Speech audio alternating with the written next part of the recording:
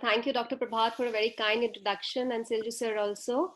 And a very good afternoon to all of you. At the onset, I would like to thank Ritu Dugal ma'am for giving me this opportunity to be amongst the august researchers here who have been giving us lectures for the past 4 days in this research methodology workshop. And also to IUS for giving me this platform to share whatever little knowledge I have about systematic reviews. And I will be just taking you through a journey that I have traveled from the scratch doing these systematic reviews. I definitely don't claim I know everything about the subject, but for those who are new to this, definitely it will be a step-by-step guideline to how to do systematic reviews. And for those who have already published systematic reviews, maybe you can identify with a few of my problems that I've faced, and we can look for the solutions together. There is no end to learning. This is the institute where I hail from, and 2003 I joined my post-graduation here. And apart from shaping my career, this institute has taught me how to ask questions. So when we entered the orthodontic clinic and we started putting the various orthodontic forces to move the teeth, the pertinent question in my mind always was, what happens at the biological and the cellular level? So this question was disturbing me time and again. What effect does orthodontic force have on biological mediators, and can we identify it in GCF, gingival crevicular fluid? And long after I did my PG in 2012, I started collecting evidence related to it. So one day I would type mediators in tooth movement, one day I would type enzymes in tooth movement, one day cytokines in tooth movement, other than neurotransmitters in tooth movement. And whatever results would come, I would just catalog them separately. And I thought I'd done a very good job in 8 months, and I presented it in ISTR 2013 and also sent it for a publication in a reputed journal. But when the reviewers' comments came, they really opened my eyes. I came to know, Dr. Gauri Shankar has also mentioned this article, it's a beautiful article. I came to know that the review is not just of two types, narrative or systematic. There are so many different kinds of reviews that you can do. It ranges from critical review to umbrella review to scoping review to systematic review of systematic reviews. So there can be multiple reviews that you can do. But there is a simple framework on which all these reviews are based, that is a SALSA framework, which is how you do your search, how you appraise the quality of the studies that you are including, how you synthesize the result, and how you analyze and present it in the form of a publication. So if you go back to my previous example, the search that I was doing was not at all comprehensive. I was putting it in any database like PubMed or one day Google Scholar, whatever came to my mind, and I was just typing 2 keywords, and whatever came, I used to catalog that, because I did not have a specific research question in the very beginning. This was a very broad question to begin with. What happens to the biological mediators when the orthodontic forces are applied? It's a very broad question. It is not a specific question. I am not targeting any force levels. I'm not targeting compression or tension side. I'm not targeting age groups. So I'm not asking a clear question. How will I get a clear answer? And how was I appraising my studies? There was no quality check that I was doing for my studies. Anything that came on the internet related to orthodontic tooth movement or biological mediators, I would include it in my review. And there was no quality check apart from the keywords that I was mentioning. How did I synthesize? Well, I got so much of data, I did not know how to compile it. So I compiled it as per the mediators, and it included everything that came under the mediator. So it was typically narrative and just given in a chronological order. So it did not solve any purpose. I did not have a conclusive evidence related to anything. So I had to redo it when I understood what is a systematic review. Systematic review is definitely just focused on a specific question. We should know how to question correctly to get the right answers. And then we apply the pre-planned scientific methods to identify the studies, to select the studies, to appraise the literature, and then to present it. So I published this separately on cytokines in tooth movement in 2014, on enzymes in tooth movement in 2019, and also a meta-analysis on upper airway morphology in adult obstructive sleep apnea in 2017. Dr. Rajiv is also here in the organizing committee. He is one of the co-authors in this. So why do we need that evidence? Dr. Gauri Shankar before me has really outlined it beautifully, and I would just kind of brush that up. So when we create good quality evidence in the form of RCTs and we do a systematic review of those RCTs, only then can we expect our clinical decisions to be based on those systematic reviews.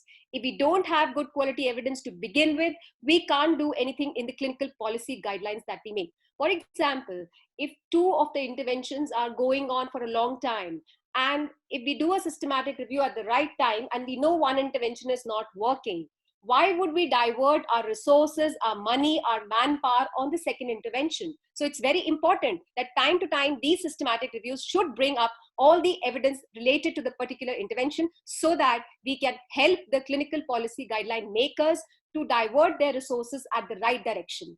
And then only it can formulate the basis of evidence-based practice, which is standing on just three pillars. One is the evidence that we generate. One is the clinical expertise. Are we comfortable with the evidence that is generated? Are we okay with that, using that? And the patient value. Is the patient okay with using that evidence? So that is our main focus. When we talk about what is the need, well, the evidence definitely, as has been rightfully pointed out by Gaurishankar sir, that it is a very weak evidence that we have right now. I have just outlined the latest issues of our major journals, AJODO, Angle Orthodontist, and if you see that there was this systematic review which was done on mini screw supported maxillary incisor intrusion in deep bite cases, and there's a very weak evidence supporting the deep bite correction. And come to think of it, generally when we teach our students that mini screws definitely help in deep bite correction, but honestly there's a very weak evidence related to it because there are no studies supporting it. And in AJODO, if you talk about lip bumper therapy, that also has a very weak evidence related to the effectiveness in children and adolescents, while we have been using it for so long. Another Cochrane review, also very recent, it shows that oral appliances and functional orthopedic appliances for obstructive sleep apnea, when they are used, can you imagine they could just identify only one good quality RCT containing 32 children, and based on that, they had given this conclusion that the quality of evidence for supporting these appliances in OSA is quite low. So it is up to us. Look at the dearth in good quality evidence in orthodontics right now. It is up to us to do that good quality research so that ultimately we can produce good quality systematic reviews to apply those conclusions in our clinical day-to-day practice. So the first question that anybody can ask, what topic should I choose for my systematic reviews? Well, for my case, my interest worked very well because I was very sure that I want to study the biological mediators. It can work in some of your cases also. But apart from that, if you talk about, there are many criteria that can determine what topic to choose for a systematic review. It depends on the feasibility. You should have some material to start with. If you don't have some studies to start with, you cannot expect to do a good systematic review. Like today, if I want to do a systematic review on COVID-19 and orthodontic practices, I will not get any literature. So I can't do a systematic review on that. Another thing that's important is whether it is relevant to the current times, it is novel or not.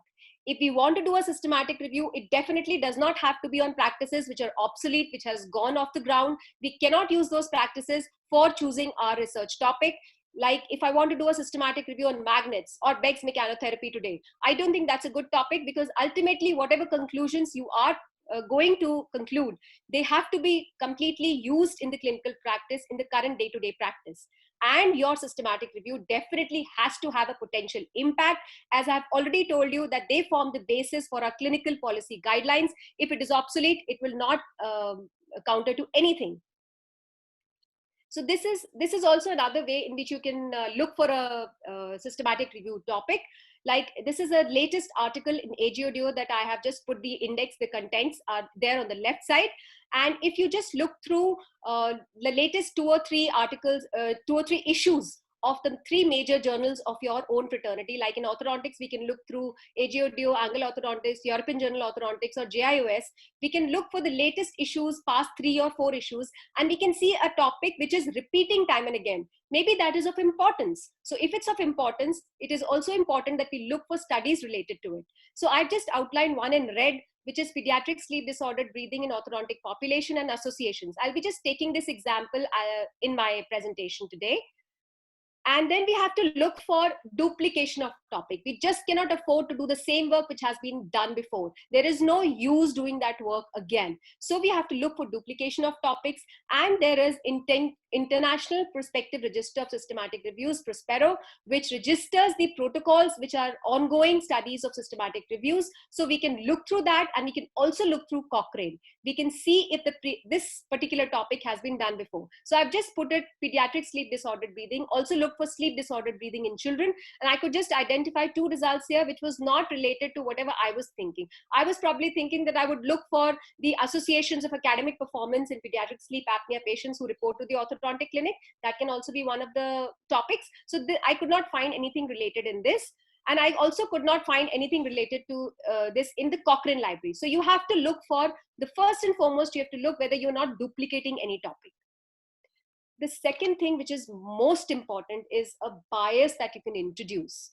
Now, you have to understand that when we do an RCT, we are dealing with the patients. But when we do a systematic review, it is the same research, but we are dealing with the research articles instead of the patients. So there is all the more chance that we can introduce the bias in any step that we are going to do. There are so many steps involved in a systematic review, and bias can be introduced in any of those steps. And that can constitute your meta bias. We don't have time to explain the whole study in detail, but these are very beautiful articles if you want to go through the bias. And it has also been explained very well by Dr. Vijay Mathur yesterday also, when he talked about bias in individual studies. Because you are doing a systematic review and you're including so many studies, if you include garbage, what you're going to produce will be garbage. So garbage in, garbage out is a phenomenon. So you have to see, you have to check for bias in the individual studies that you're going to include in your systematic review. And that has to be on specific tools, and you have to specify those tools beforehand. So this is basically the roadmap to systematic reviews. And there are 8 major steps that are involved in the systematic reviews. The first can be the review team.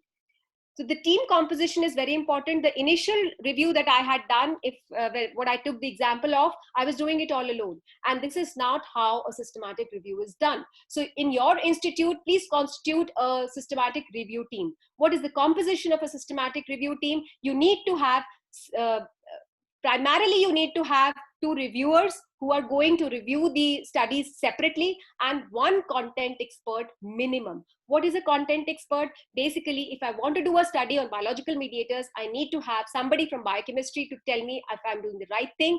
If I'm doing something on pediatric sleep apnea, it is preferable that I keep a content expert of sleep specialist with me in that systematic review. Then there has to be SR method experts. Well, to begin with, when we started as a team, with Nitika Monga, she was a senior resident here, only names, and we were the primary reviewers. And whenever there was any discordance, it was solved by the third reviewer, Dr. O.P. Kharbanda, who was there with us, and other content experts also. We did not have an SR method expert at that time because we started very early. There was nobody doing systematic reviews at that time. Apart from that, you also need a statistician. A statistician is so important because any study that you're going to include, as I said, there has to be no risk of bias. And you also have to measure the statistics involved in each study, and it has to be potentiated by the statistician. Also, for the agreement level amongst the 2 reviewers, the statistician has to vouch for it. They have to take the statistics out of it. Apart from that, there is a quality of medical librarian. Well, we don't have that in, I don't think we have it in any institute in India. But yes, definitely for good quality systematic reviews which are getting produced outside, they have that medical librarian facility, and they are so capable. They can produce your search string, they can apply that search string, and they can also take out the full texts of all the articles and hand it over to you, so that you just have to analyze. There is a person named Farhat Shokrane. If you are really keen on systematic reviews and you are on ResearchGate, I really follow this man diligently. He's doing excellent work. So any help also, if you want, you can just go through it. Reference management, if we talk about, there are so many softwares, and Mr. Yogesh has taken in this particular workshop only on Zotero. Apart from that, you have Mendeley and many other reference management softwares. Even the students today are very well versed with it, so that is not a major problem. But writing in English and sometimes can be a problem, and you can look through any professional colleague of yours who is doing and who is in English department. They can help you out, or else you can also pay, and there are online softwares which can do that for you. What is a must to avoid bias in this particular stage? And the first step is, as I said, you need to have a content expert. Don't think you're the expert for everything. You need to have two reviewers who will be individually looking at all these studies. And also, if there is any if there is any conflict, then you have to have a third reviewer to solve that conflict. Preferable is, as Gauri Shankar sir has also mentioned, that preferably please keep one of the authors of the RCTs that you're going to include in your systematic review. Apart from that, the risk of bias tools that you are going to propose in your systematic review, do a pilot testing on 4 or 5 studies. So you both the reviewers are very well versed with it. And you can do some training also in systematic review methods prior. Well, the second step is forming a research question. As I said in the very beginning, you have to have a right question to have the right answer. Well, it is so important to have the right question, even if you find an approximate answer to it that is acceptable. But you have a wrong question and you find an accurate answer, it solves no purpose. So there has to be clear, unambiguous and structured question based on the PCOS format, but it does not apply to all the studies. If you want to do a epidemiological study or some prognosis study, maybe that is not applicable, but still your questions have to be quite clear. I'll show you both the examples. So if I want to do a study on effectiveness of maxillary expansion devices on pediatric sleep apnea. So what is my patient here? My participants are the pediatric population or children. My intervention is maxillary expansion devices. My comparator can be two types. It depends on what I want to do, which study I want to do. Either I can take a control as no OSA, the children who don't have OSA, or second, I can also take, if I'm comparing it to some other devices, I'm seeing which device is more effective. Outcomes, you have to be very, very specific, because there can be so many different outcomes and you have to choose which outcomes you're going to measure. Like sir has said in the previous lecture, it can be patient centric, it can be clinician centric. So you can either look for volumetric airway parameters in CBCT, or you can also look for parameters only on cephalometric studies, or you can study the nocturnal enuresis pattern, whether it has improved or not, or the academic performance, whether it has improved or not. Time is an optional frame. You can give it, you cannot give it. That's up to you. So this is how we form the PCOT format. But as I said, sometimes it does not form completely on the PCOT format, but you need to have clear-cut question. Like in my case, when I wanted to do a study on enzymes or cytokines separately, I formulated a subset of clear-cut questions, like, do the enzyme levels or the cytokine levels, do they vary with orthodontic force applications, or do they vary with force reactivations, or do they vary with amount of force, or do they vary between compression and tension sites, or between the different age groups? So these questions are so specific that when I'm going to analyze, I'm going to synthesize my results, it has to be an answer to these specific questions only. Apart from that, whatever I've mentioned in my protocol, I can't deviate from that. If these are my primary questions, I need to have these as the primary outcomes only. I can't change later on. I cannot introduce bias in the results later on. So we be very specific when you formulate your questions. These are the different typology of questions that you can have. 9 different typologies. We cannot discuss it in detail because of the time paucity, but it can be on incidence, prevalence, therapy, screening, diagnostic, prognosis, harm, etiology, and preventive. Majorly, we also focus on therapy because we want to know what are the best practices for the orthodontic interventions in our practice. Well, for protocol and registry, as I said, you have to register your protocol for a good quality systematic review. Please don't think that you don't have to register. As I said, I'm very avid follower on ResearchGate, and I keep on looking through questions also. So many times the researchers, they ask this question that what happens if we register prior? So will it be that somebody will be able to extrapolate our study only? No, they cannot do that. First of all, you have to understand that systematic reviews is all about transparency and following the protocol. So if you are maintaining that transparency and your protocol is open to the public, in the public domain for the peer review, it is better for you. First and foremost, if you've registered it, nobody else can register. You cannot duplicate the topic, as I said. So nobody else can register the same. You have already registered it.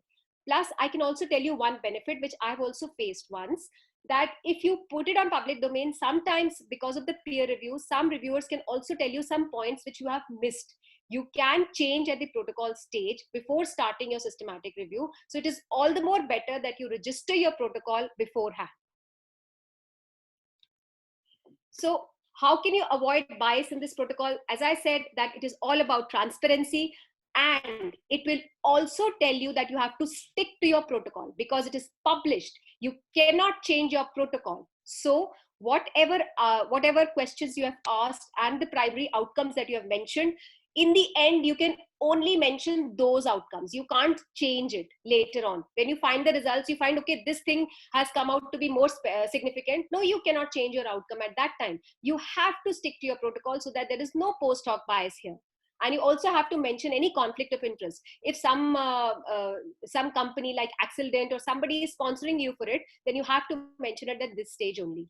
And I will tell you that there are also studies which have proven that if you register your protocol, you register your study in the Prospero, then there is an increase of AMSTAR score, which is a score for studying the methodological quality of systematic reviews. There is an increase of 6.6%.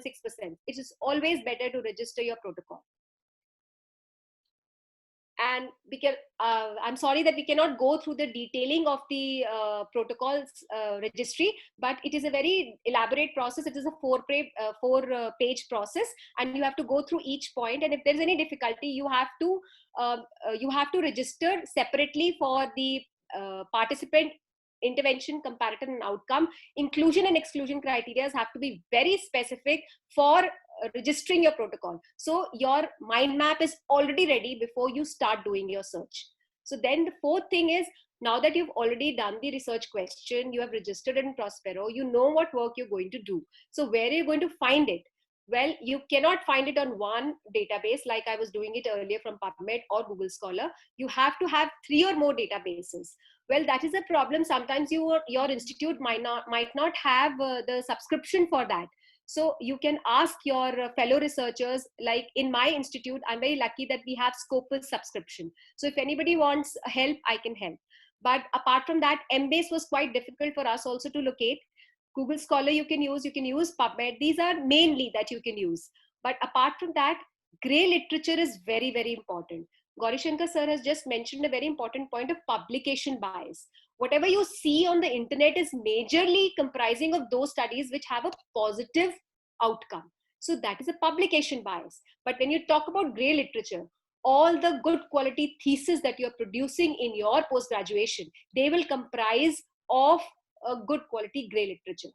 And there you can find that even the negative findings are reported. So please look through the gray literature also. Don't only subscribe to the databases. That is not important. Apart from that, you can go through the reference search.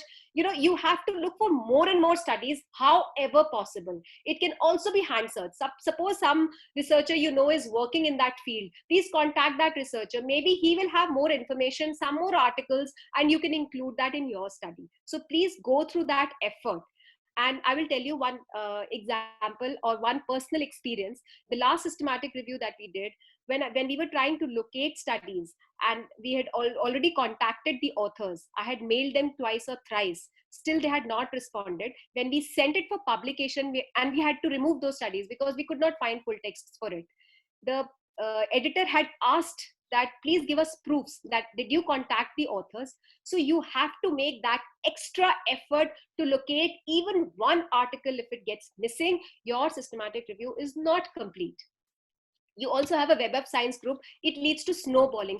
You've seen a snowball. When it rolls, it will take all the other snow also with it. So Web of Science works like that. It's a more broader platform. It has other social sciences and humanities articles also. But apart from that, it has one very good feature that you can also look for the articles who cited those articles. So you can go through those articles also, and maybe you will find more literature. But and also it does not have a controlled vocabulary. When we talk about PubMed has a controlled vocabulary of MESH, of the medical subject headings. And if you talk about Embase, it has a controlled vocabulary of Emtree. I'm not taking that in detail because it has already been taken beautifully by Dr. Jaryal 2 days back, and there is no time for it.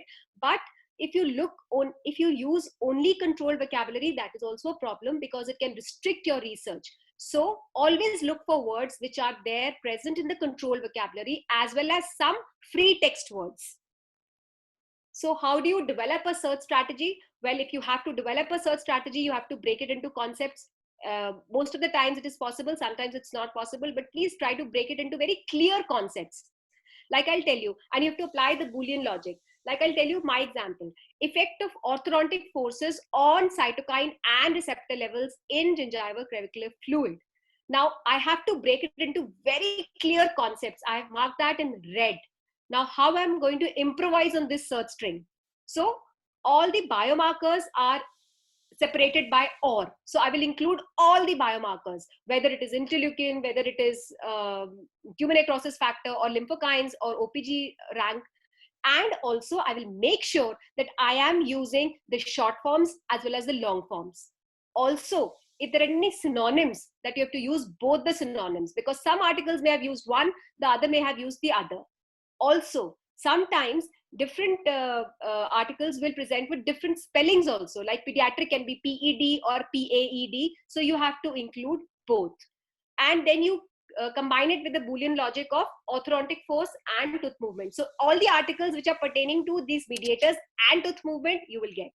And since I was studying in GCF, so I mentioned the short form and the long form. So this is how you break it into very clear concepts, and then you build upon the search strategy. So I just tried by hand at this when I was doing the dentistry, orthodontic, obstructive sleep apnea, and child. I was using MESH. It was very restrictive, so I had to use some other free text also. And I used the PubMed, and there I was using the wildcard. So this is actually basically it is all hit and trial. You have to use various terminologies, but your basic structure has to remain the same. Also, I would like to mention that sometimes when you use one database and then you go to the other database, because of the control vocabulary, it doesn't work in the other database. So you might have to change a few words. But please be very transparent while reporting this when you are writing a manuscript or you're sending it to a journal. When you're writing your full conclusion, you have to mention it in your article that you change these words for this database. So how do you avoid bias in this particular step? You do a comprehensive research, you do all the databases, everything. Publication bias also I have mentioned, and also the grade guidelines, as we mentioned in the previous lecture, they have shown that they have a significant influence in reducing the quality of the studies if you have that publication bias.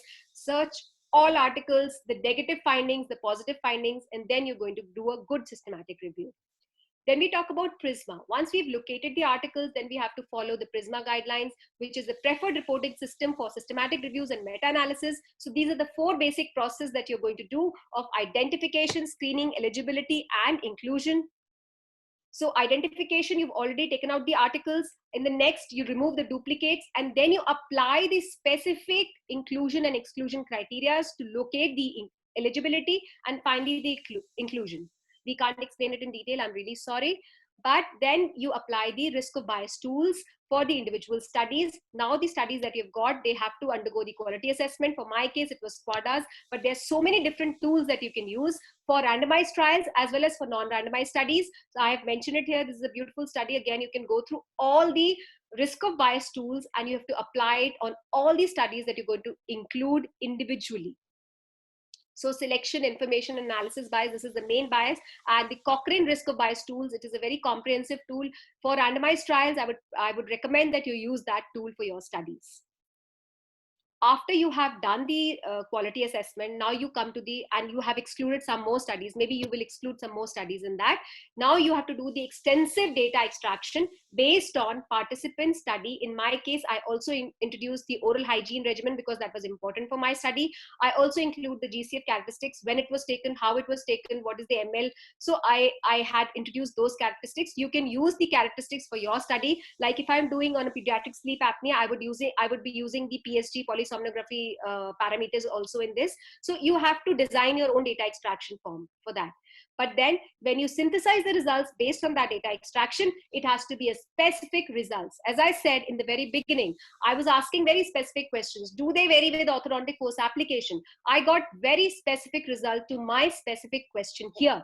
In the second, force and post reactivation. Between the interrupted force and continuous force, I could find a difference, and it was significant. Amount of force, 150 gram force, 100 gram force. I could find the mediator difference in that also. What was causing that difference?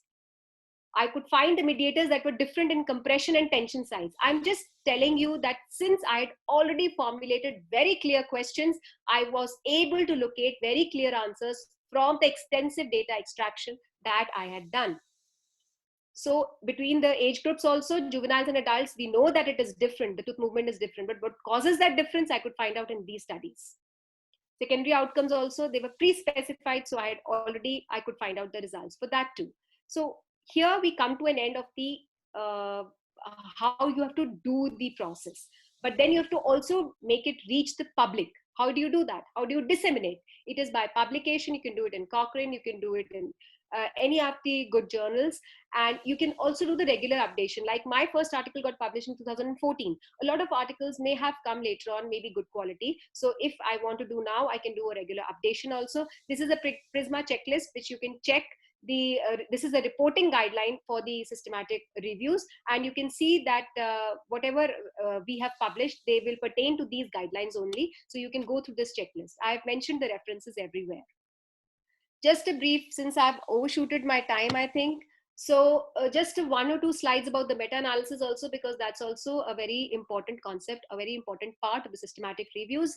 So this is, somebody had also asked the question about forex plot. So I just put this because, you know, I'm also very scared of stats, but when we started doing meta-analysis, it comes out to be really beautiful. You just understand this forex plot, how you have to read that meta-analysis. So only the studies, as Gauri Shankar sir has mentioned, not all the studies in the systematic review will be included in the meta-analysis. Only what is quantifiable, similar, can you include in a meta-analysis. And it is up to the clinician to see that when I'm including the studies, they have to be completely similar. Heterogeneity is not allowed here. The level of heterogeneity that you have to mention, but more or less, it has to be similar studies. So if you look at this forex plot, this is just an example that I've taken. In the center, you can see a line of no effect. Then you can see 5 studies are included, and you can see a square which is there, and the size of the squares are different. So the size of the squares are going to tell you how much weightage that particular study has on the meta-analysis. If you look at the horizontal lines, they will represent the confidence intervals. And if you look down, there is a yellow diamond that you can see. That is actually the result of all the outcomes. That is actually the pooled estimate of all the results. So in this case, it is neither favoring the controls nor it is favoring the treatment group. As you can see, it is on the center line of no effect. I just take an example of our own meta-analysis that we had done. I'm just taking 2 parameters here, like GOG and H. So you can see it is favoring, the diamond is on the right side towards the OSA patients, and the pharyngeal area is also on the outside towards the OSA patients. So this is how you will interpret the data. We don't have time to go through the whole process, but how you interpret the data is like this. And this one beautiful example, I would just like to mention that if you see the logo of Cochrane, the Cochrane logo is so inclusive. You know, the C's on the outside, they are going to represent the globalization or the global network that they have. And the center, if you see again, it's a forex plot. What it is signifying is, it is a very old meta-analysis that they had done, preliminary meta-analysis that they had done. And it was so significant because it was done on the use of corticosteroids on given to the mothers of the preterm babies. So based on this forex plot, they were able to save a lot of infant deaths. So this is so significant that they have used it in their logo. Some loopholes that I've realized after doing systematic reviews, that majorly we have a shorthand on search strategies. You have to spend a lot of time on search strategy. Please be very clear. Search takes a lot of time, a lot of effort. You have to do a lot of hit and trial and a lot of databases. And screening also of the primary studies is important. Pooling of data is also another problem. Heterogeneity, especially in orthodontic literature, it's a major problem. We need to focus on good quality RCTs. We have to register those RCTs so that we can create good quality evidence. Interpretation of findings. There's so many tools that you can employ to judge the quality of your systematic reviews itself. And duplication, definitely you should not do. Please look for your own topics. As I said, you have to first and foremost check for duplication. Goals yet to accomplish. Well, I think if even in the audience, I have been able to motivate even one student or one faculty to do a good quality systematic review, or even create evidence in the form of randomized control trial, I think my job here is solved. We have to focus on prior registry for every trial. There were questions yesterday that was saying that, can we do the study and then register? No, you cannot do it. No, you cannot do a systematic review and then register. You have to register and then proceed on with the next steps. and you can form review teams in your own institute. And for students, please be very, very clear. Whatever thesis you are producing, they are very good quality gray literature. If iOS head office, iOS people are here, I would just have a simple request to make. If for that thesis we can create a central repository, it would be really good for any of the research that we are doing in the coming times. And thank you so much for a very patient listening. I hope I've not taken too much of time. This is my mail ID. And if anybody has a query, you're most welcome to come to the mail ID, or you can ask. I'll be most happy to answer. Thank you so much. Thank you so much, ma'am, for excellent presentation. So, on behalf, only thing I want to say, आपने गागर में सागर भर दिया, because systematic review is like that. We need the 5 days session, and first protocol development. Then we after protocol development, we need to study how to conduct a systematic. But you have given a very good insight about the process of systematic review. I think our president sir is here, so I will request to sir to thanks to you and invite our next speaker. Thank you, Dr. Prabhat, and let me congratulate you, Dr. Priyanka, for a wonderful presentation. I think you have touched upon every aspects of the systematic review. It's been precise, it's been concise, it's been to the point, and it's been short. So really appreciate that. But it was not only just about systematic review, but I think it was a learning experience on how to do a webinar too. Your passion, your energy, and the body language were really infectious. Thank you so much for a wonderful presentation. Thank you. There are a few questions, sir. I think I will answer on the chat itself, or maybe they can mail me because the time is short. There are many questions. If I can see, if you can scroll down. One question was about what is gray literature? Yeah, gray literature, as I said, which is not published in any index journal, that is the gray literature. And I've been time and again pointing out that thesis is a part of gray literature. Any magazines, not magazines per se, any magazine, but any reputed magazine which is coming from your fraternity, that also can be considered as a gray literature. Okay, I think that answers it. There's one more question, very basic question. What is meta-analysis? Meta-analysis is basically when you it is a quantification. When you have quantifiable results and you try to combine and pool in those results, that is meta-analysis. You cannot do it for every systematic review. As I said, if you only have similar studies and they are quantifiable, only then you can combine the results and present a meta-analysis. I think those are the few questions, and the rest is all appreciation for your presentation.